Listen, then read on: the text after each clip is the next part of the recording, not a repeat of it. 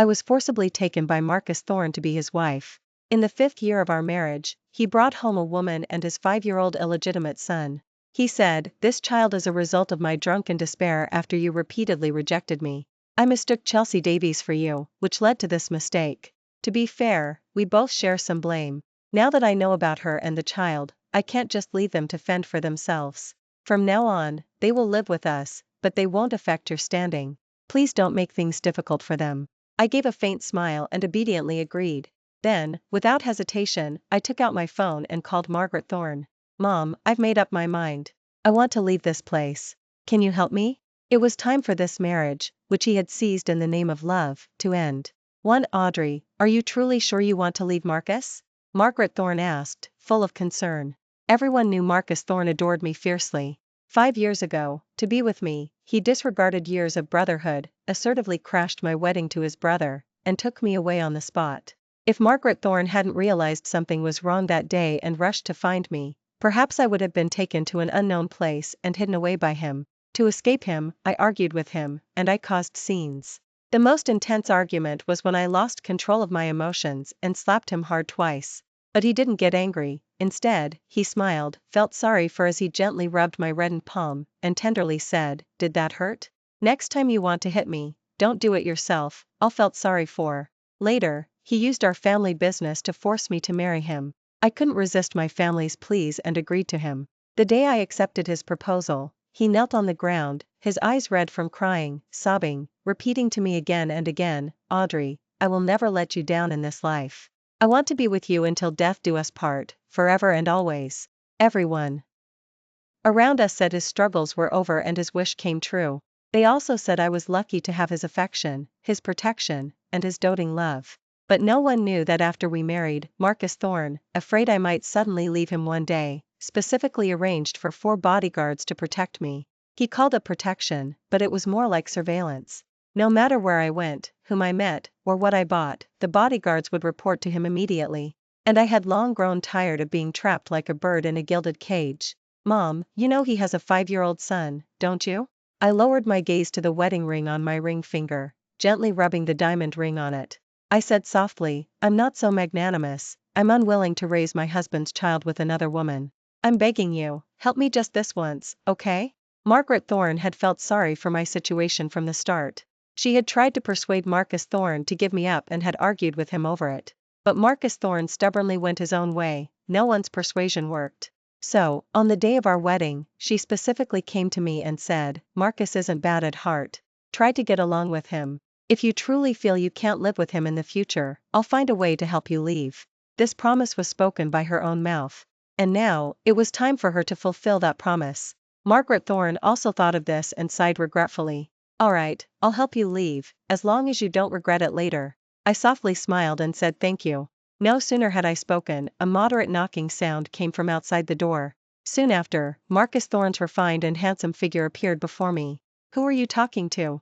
His voice was mellow and husky, yet it held an almost imperceptible lightness. I discreetly hung up the phone and said lightly, "I've never raised children, so I don't know how to interact with the child. I specifically asked Mom about it." When I mentioned it, his eyebrow subtly lifted, and his eyes filled with a smile. "Leo Davies has been raised very well by Chelsea Davies, he's a very sensible child.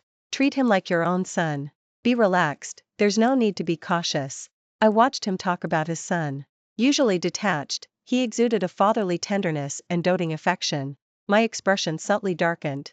When we were first married, he was also beaming with excitement when he talked about our future. He said we would have a son and a daughter. Our son would be the heir, raised from a young age to protect me alongside him when he grew up. And our daughter would be a precious jewel, to be pampered into a carefree little princess.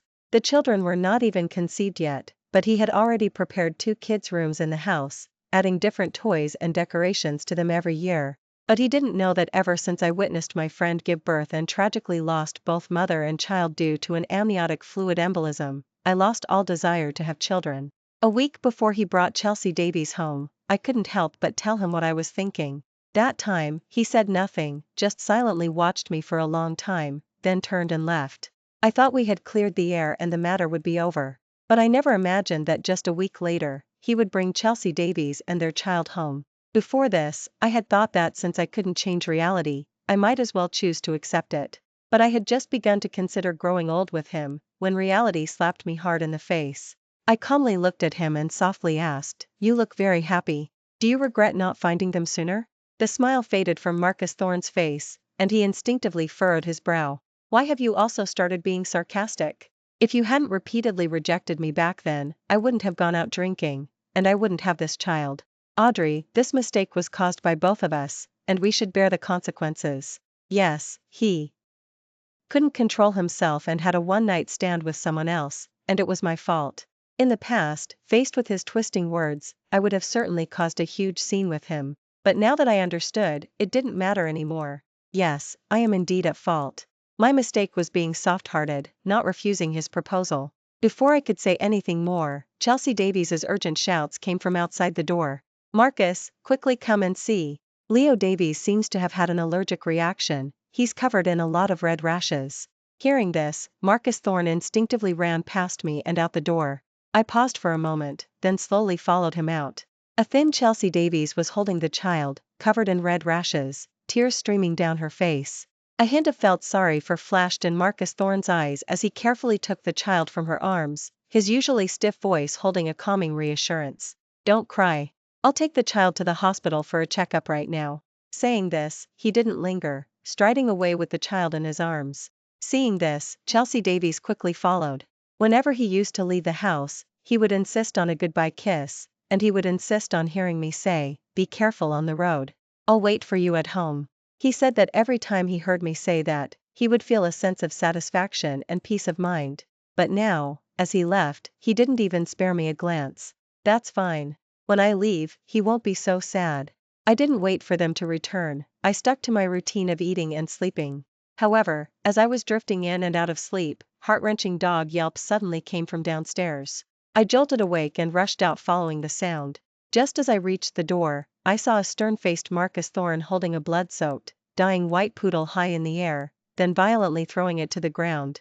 "No." My heart clenched, and I instinctively cried out as I ran. "Wow, Dad is so imposing. Dad is the cools. T." As I roared, Leo Davies clapped his hands enthusiastically.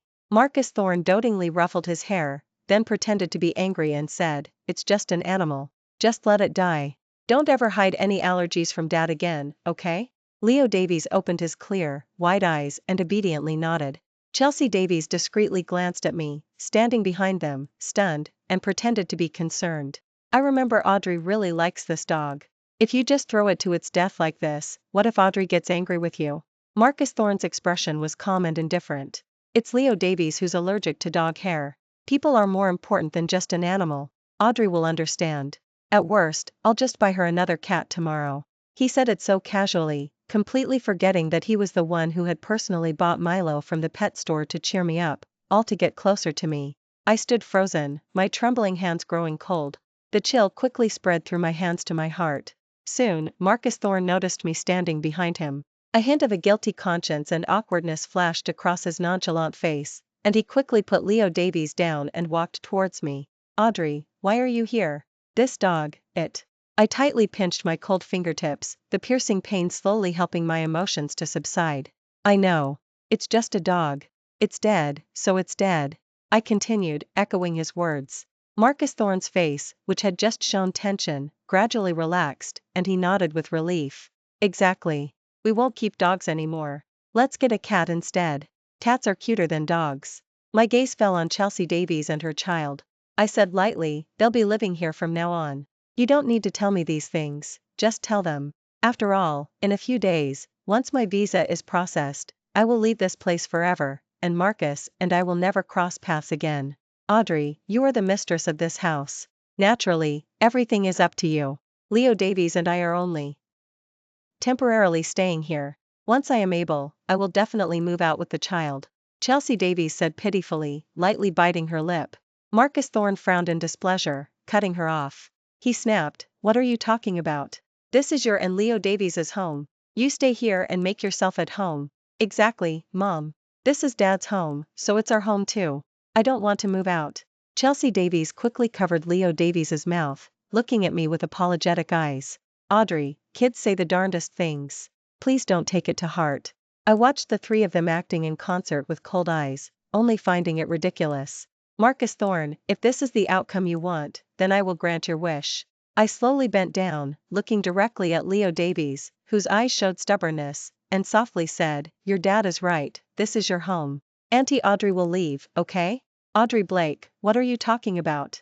Just try to leave." Leo Davies hadn't reacted yet, but Marcus Thorne next to him flew into a rage, and his eyes, as he looked at me, gained a menacing, oppressive gloom. He said fiercely, "If you dare to leave, don't blame me for breaking your brother's legs and making your entire family homeless." He wasn't joking, he was serious. The first time he confessed his feelings to me, I was still his brother's fiancée. I was furious at his words, believing he was insulting me, so I cursed him, calling him a lunatic, and left. To my surprise, he showed no regard for their past friendship. The very next day, he started to manipulate things at my fiancé's company, leading to a thorough investigation by the relevant authorities. Every word he spoke always came true when I resisted. That's why this time, to leave, I troubled Margaret Thorne to help. Only if she helped my family leave this place could I leave Marcus Thorne with peace of mind.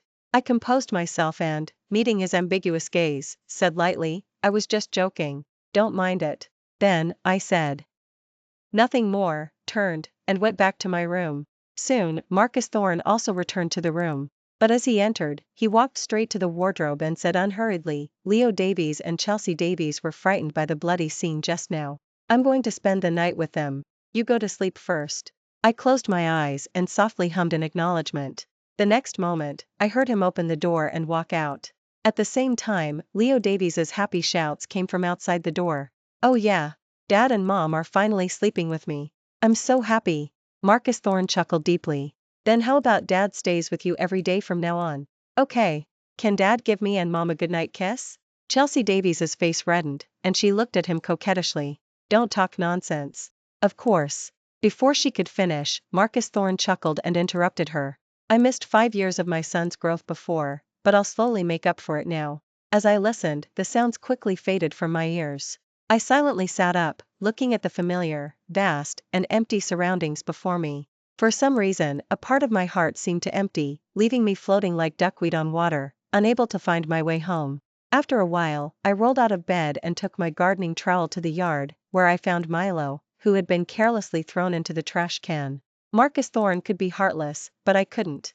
After all, during these 5 years trapped in this transparent cage, the longest companion I had wasn't him, but Milo. I buried him, along with 5 years of memories, in the gentle breeze of the night. 3 days later, I saw the message from Margaret Thorne, and once I confirmed that my dad and Mom had been successfully sent abroad by her, I secretly breathed a sigh of relief. Just then, Marcus Thorne returned from his outing with Chelsea Davies and Leo Davies. As he entered, before the smile could fade from his face, he excitedly said, "Audrey, Leo Davies's birthday is the day after tomorrow. I plan to hold a birthday banquet for him on that day and for me to formally acknowledge him as my son. Then you can bring him to the banquet." My hand, which was holding my phone, paused. I looked at the slightly aggrieved Chelsea Davies standing next to him and raised an eyebrow. "If you do this, what about Chelsea Davies? She's the child's biological mother." "It's okay, Audrey," Chelsea Davies spoke first, before Marcus Thorne could say anything. "You can also treat Leo Davies as your child. Leo Davies will have 2 mothers who dote on him." I couldn't be happier. But Leo Davies got angry, puffing out his cheeks as he said, "I don't want this bad woman as my mom. I only need Dad and Mom." "Leo Davies."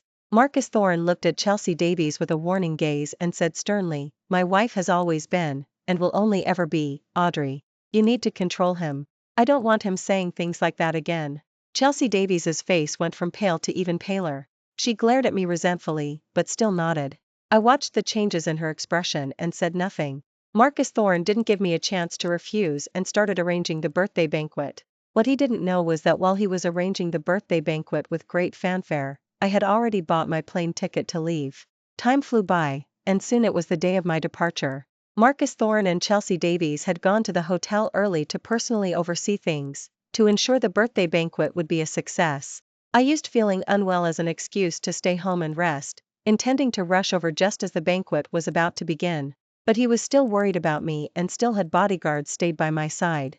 I told Margaret Thorne about the situation at home. The next moment, she called the bodyguards, telling them she would come with me to the venue and they could leave early. The bodyguards didn't suspect anything and left early. Watching them drive away, I took out my lighter and silently lit the curtains. This place was a home for Chelsea Davies and her child, but for me, it was a cage that had stripped me of my freedom. And now, I would personally break this cage that had imprisoned me for 5 years and regain my freedom. Marcus Thorne, for the rest of our lives, we will never cross paths again. Meanwhile, Marcus Thorne, who was mingling in the banquet hall, suddenly felt his heart clenched suddenly. Before he could react, his David frantically ran over, shouting loudly, "Mr. Thorne, something terrible has happened. Your mansion is on fire." People were bustling all around, buzzing with activity. Yet, Marcus Thorne felt his ears fell silent, as if his entire being felt like he'd plunged into an endless void. He staggered back in disbelief, and he roared with all his might, "Where is Audrey Blake? Where is my Audrey? Has she been rescued?" Sorrow and self-reproach flashed in David's eyes, and he hesitated to speak. "I'm sorry, Mr. Thorne. By the time I discovered the mansion was on fire and rushed there, it was already too late." "Impossible. You're lying to me." Marcus Thorne suddenly felt as if something was violently pounding his heart. Each breath felt like an arrow piercing his heart. "My Audrey wouldn't be in danger. She said she'd grow old with me." His face turned ashen as he staggered towards the hotel entrance. Chelsea Davies noticed something was wrong, quickly hugged Leo Davies, and ran after him, stopping him and urgently saying, "Marcus, the banquet is about to begin.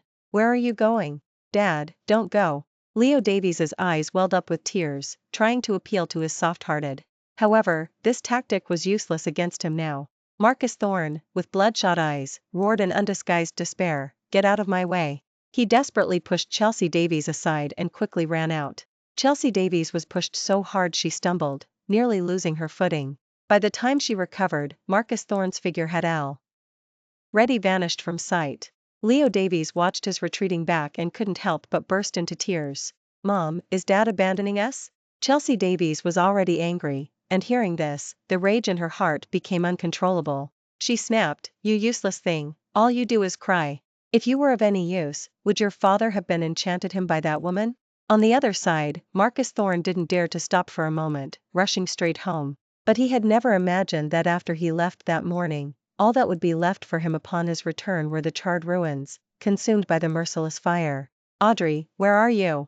No sooner had the firefighters extinguished the flames than they saw a figure rush in recklessly. They quickly rushed over to pull Marcus Thorne away. "Sir, calm down, calm down. Although the fire here has been put out, the temperature hasn't completely dropped yet. Be careful not to get burned." No sooner had he spoken, he discovered that Marcus Thorne's fair hand already had a visibly small blister from the heat. Yet he himself seemed completely oblivious to the pain, frantically searching through the ashes and wreckage. "Don't mind me. My wife is still in here, she's very sensitive to pain. She might be hiding somewhere, waiting for me to rescue her. I must find her quickly." The house was already burned beyond recognition. His words clearly showed he was deluding himself. No one could persuade him to stop, they could only let him be. When Margaret Thorne arrived after receiving the news, David, who had been anxiously watching Marcus Thorne search through the ruins, quickly approached her. "Mrs. Thorne, please try to persuade Mr. Thorne. He already has several blisters on his hands. What will happen if this continues?" She listened, then looked at Marcus Thorne with cold eyes and sneered, "He deserved it. He brought this upon himself. Before we were married, she had warned him not to push things too far, otherwise, he would regret it sooner or later." But clearly, he had never taken her words to heart, which led to the current situation. Marcus Thorne searched every inch of the chaotic ruins but couldn't find my figure. Still, he remained persistent, searching repeatedly. It wasn't until he fainted from physical exhaustion that Margaret Thorne had him sent to the hospital for a checkup. Meanwhile, I had already reached my destination. As soon as I got off the plane, I saw the message from Margaret Thorne. "Audrey, take good care of yourself out there. I wish you a bright future ahead and peace for the rest of your life." A warmth flowed through my heart as I read her message, and I sincerely sent a thank you. When I looked up again, my brother Caleb Blake was excitedly waving at me. "Audrey, I'm here." I put away my phone and walked towards him with a smile. He naturally took the suitcase from my hand, leading me towards the airport exit. Caleb Blake was a chatterbox in our family, always having a lot to say whenever he saw me. But now he was noticeably much shy. I was about to find some topics of conversation when I noticed his walking posture had become a bit strange. I asked curiously, "What's wrong with your leg?" His expression froze, a hint of discomfort flashed in his eyes, and he mumbled, "Nothing. I just accidentally fell." He had a habit of unconsciously touching his ear when he lied. I stood silently in place, staring at him without blinking. Caleb Blake, realizing I had seen through his lie, nervously clutched the corner of his shirt. "Audrey, I really did fall on my own. Marcus Thorne did it, didn't he?" I coldly interrupted him. In the past, when I was insisting on leaving, Marcus Thorne had done such a thing. He secretly arranged for people to seize Caleb Blake, making me watch as several people surrounded and beat him, forcing me to promise him I would never leave him again. Caleb Blake opened his mouth but said nothing. Suddenly, a flash of memory came to me, Marcus Thorne's words the night Milo was thrown to his death. I was instantly so angry my hands wouldn't stop trembling, and a chill ran down my spine. During these 5 years of marriage to him, I followed his instructions, reducing contact with my family. Sometimes when I angered him, he couldn't bring himself to vent his anger on me, but that didn't mean he wouldn't vent his anger on my family. A bitter sorrow and self-blame spread through my heart. My eyes burned as I asked him tremblingly, "This isn't the first time he's vented his anger on you, is it?" Caleb Blake's face froze slightly, and he instinctively took a step back as if to hide. "Audrey, I'm a true man. There's nothing I can't handle, as long as you and your brother-in-law are doing well." "He is not your brother-in-law." I couldn't take it anymore and yelled through clenched teeth, "Margaret Thorne will help me get a divorce.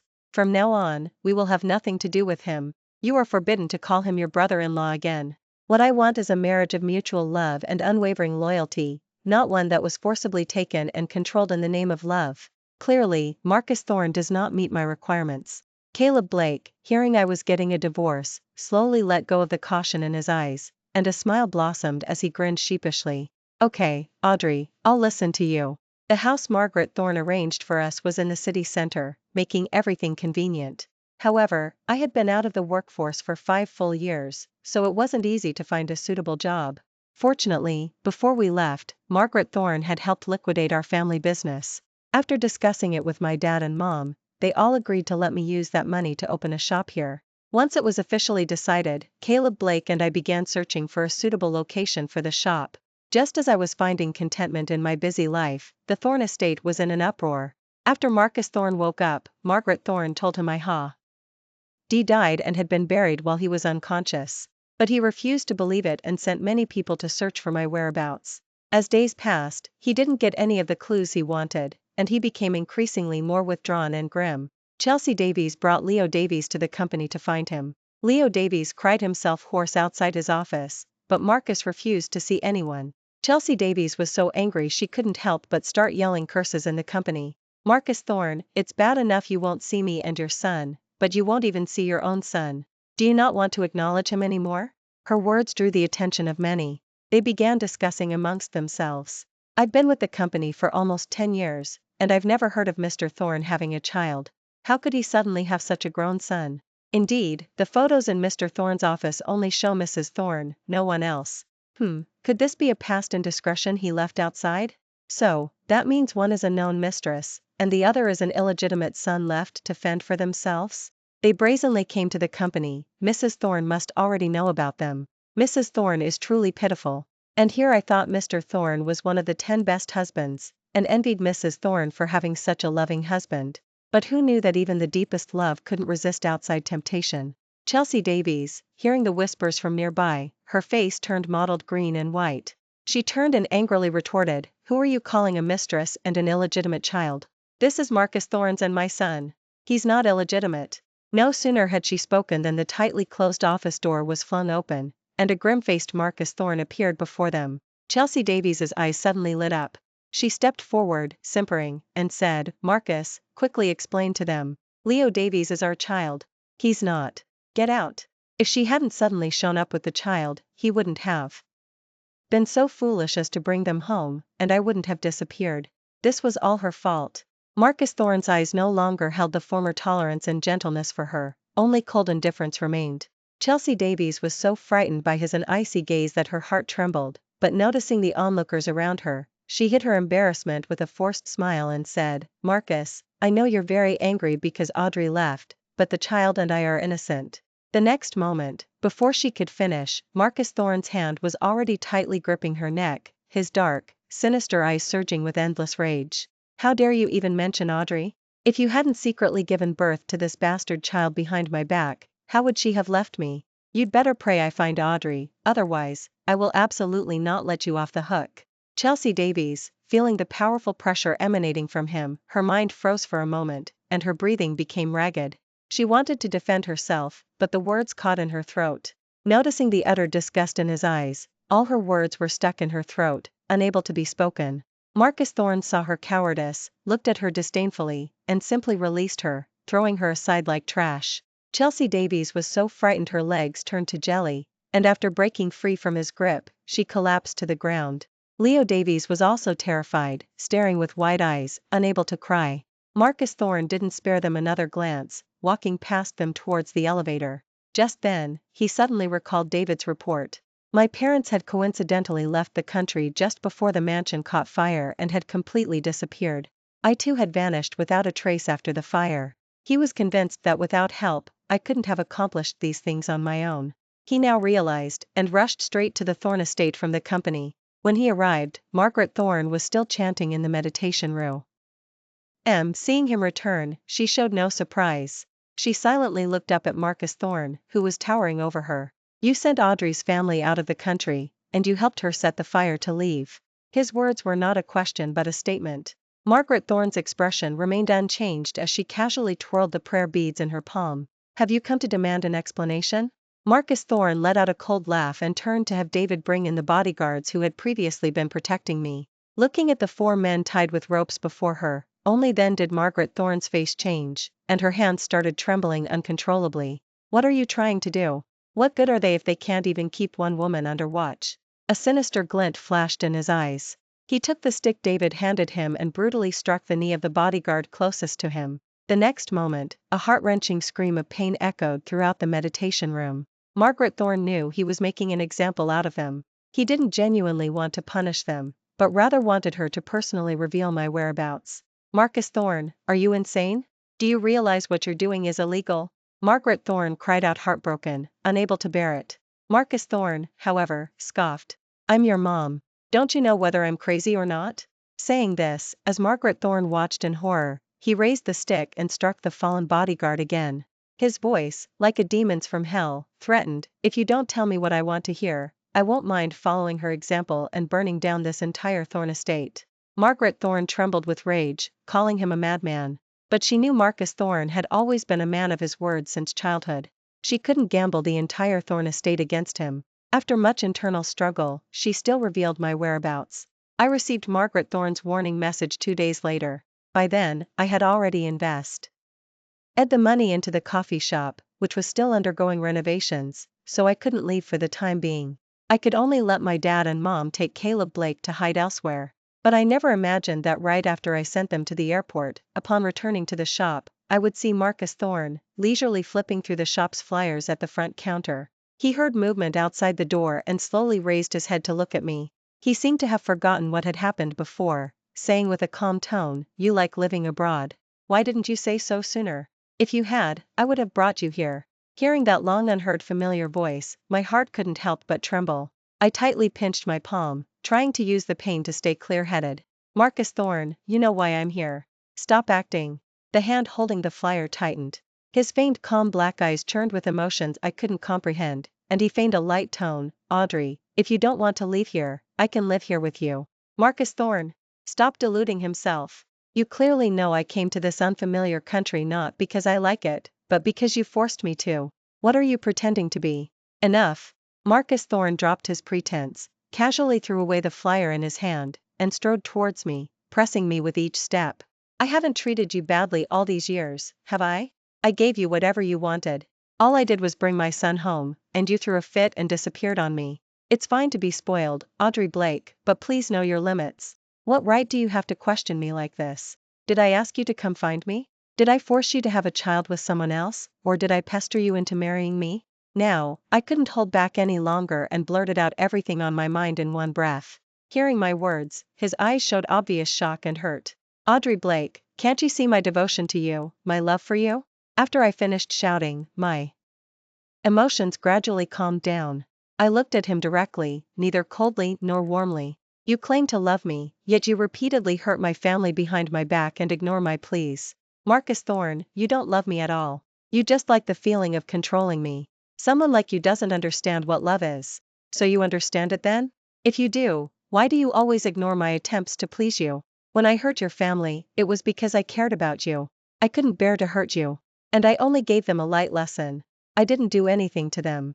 Hearing his shameless words, my eyes reddened with anger, and I couldn't help but raise my hand and slap him. I clenched my jaw, saying with utter disgust, Marcus Thorne, you truly disgust me. Marcus Thorne's face turned red from my slap, yet he seemed not to feel any pain.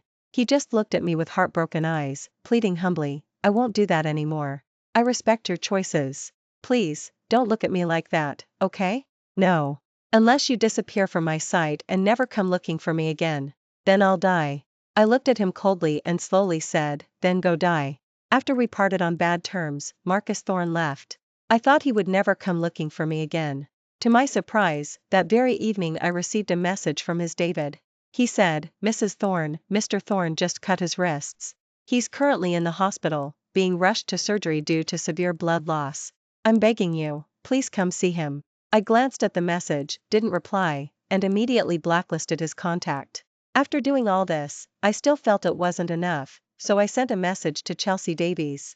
Marcus Thorne and I aren't divorced yet, we're still legally married. He's on the verge of death because of me right now. If you don't want to get nothing after he dies, then find a way to get him out of here. Chelsea Davies waited until her child was 5 before coming to find Marcus Thorne. I don't believe she's some innocent, Ave girl. Sure enough, the next day, Chelsea Davies started a live stream with her child. She revealed her one-night stand with Marcus Thorne 5 years ago and vehemently denounced his neglect of her and their son, demanding an explanation. The incident went viral repeatedly, making it difficult for Marcus Thorne to ignore. But I never expected him to sue Chelsea Davies, fighting her for custody of the child. Instantly, the term Marcus Thorne is a scumbag went viral again. He didn't seem to care much, instead sending me a message that read, Audrey, I'll win custody of Leo Davies. I'll change his last name to yours, and from now on, he'll be our child, and you won't have to endure the pains of childbirth. Seeing this message, I was utterly shocked. Marcus Thorne was truly insane. Had he not considered what might happen if he pushed Chelsea Davies to the brink and she resorted to desperate measures? I didn't reply to his message and deleted all of his contact information. He was currently back in the country, busy fighting for custody, and couldn't spare the time to look for me. Seizing this opportunity, I halted the store renovation, packed my bags, and fled to another country to find my family. I thought this matter would take a long time to resolve. To my surprise, Margaret Thorne sent me an email in just half a month. Only then did I learn that Marcus Thorne had not only gained custody from Chelsea Davies but had also secretly investigated and uncovered many things about her. This included her drugging him when he was drunk. When Marcus Thorne found out, he flew into a rage and had people take her to a remote island. But no one expected Chelsea Davies to escape en route. After her escape, she desperately went to the Thorne estate and kidnapped Leo Davies, using him to threaten Marcus Thorne. Yet, no one expected that during their struggle, both would lose their footing and fall from the rooftop. Chelsea Davies and her child died from excessive blood loss after falling from the building. Marcus Thorne, on the other hand, was severely injured and was currently in the ICU fighting for his life. Margaret Thorne sent the message, hoping I could return to see him one last time. I didn't want to go back, but Caleb Blake said, Sis, we've been away for so long. It's time to go back and get closure. Don't leave yourself with any regrets. He knew that Marcus Thorne had never truly cared for anyone, not even valuing other people's lives. But he had been exceptionally good to me. Every year on my birthday, he would celebrate grandly, setting off fireworks all night long, just to see me smile. I loved roses, so he spent millions to buy me the rose garden estate and personally cultivated all kinds of roses for me. Besides giving me absolute freedom, he would do anything within his power with just a word from me. It was precisely because of this that Caleb Blake couldn't bear to tell me how he had been mistreated by Marcus Thorne. I thought he was right. It was time for me to go back and get closure. The next day, I bought the earliest plane ticket and returned home. When I rushed to the hospital, Margaret Thorne was sitting distraught outside the ward door, unconsciously twirling prayer beads in her hand and muttering something. I wanted to comfort her, but I opened my mouth and couldn't say anything. Soon, she noticed my presence, her hands trembling as she picked up the transfer of assets document from beside her and handed it to me, speaking with grief, Marcus passed away an hour ago. This is the transfer document he asked a lawyer to draft yesterday while he was lucid. He left all his assets to you. Also, he asked me to apologize to you on his behalf. I looked at the few strands of silver hair appearing at her temples, and a wave of sympathy washed over me.